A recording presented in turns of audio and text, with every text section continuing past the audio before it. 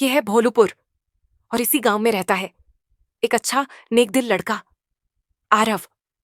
एक दिन आरव घर से बाहर टहल रहा था, तभी उसकी नजर एक पुराने दिए पर पड़ी। ये क्या है? जो जमीन पर गिरा हुआ था, वो दिए के पास गया, उसे ध्यान से देखा।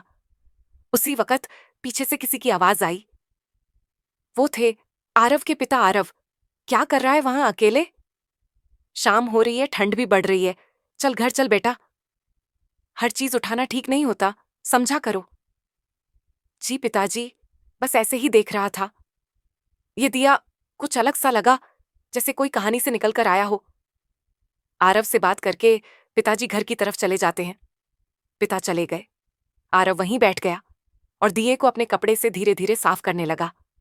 तभी अचानक एक ठंडी हवा चली और दिया आरव के हाथ से गायब हो गया। ये क्या हुआ? आरव चौंक जाता है। तभी एक रहस्यमयी आवाज सुनाई देती है। तुमने मुझे आजाद किया है, बताओ तुम्हें क्या चाहिए?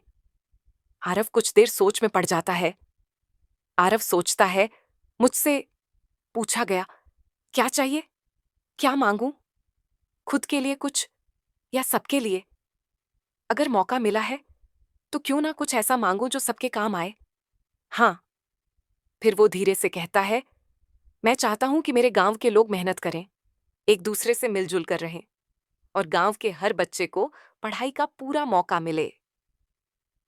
आवाज थोड़ी देर चुप रहती है, फिर जवाब देती है, तुमने अपने लिए कुछ क्यों नहीं मांगा?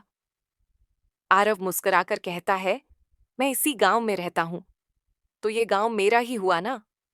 अगर मेरी इच्छा से कुछ अच्छा हो सकता है तो क्यों ना सबके लिए मांगूं। आवाज प्रसन्न होकर कहती है, मैं एक सच का दिया हूं। अगर कोई झूठा इंसान मुझे उठाता तो मैं बुझ जाता। तुम सच्चे दिल से मांग कर आए हो, इसलिए तुम्हारी इच्छा जरूर पूरी होगी। और फिर धीरे धीरे भोलूपुर बदलने लगता है। लोग अब मिलजुल कर रहने लगते हैं। गांव के बच्चे स्कूल जाने लगते हैं और गांव में फिर से एक नई रोशनी फैल जाती है।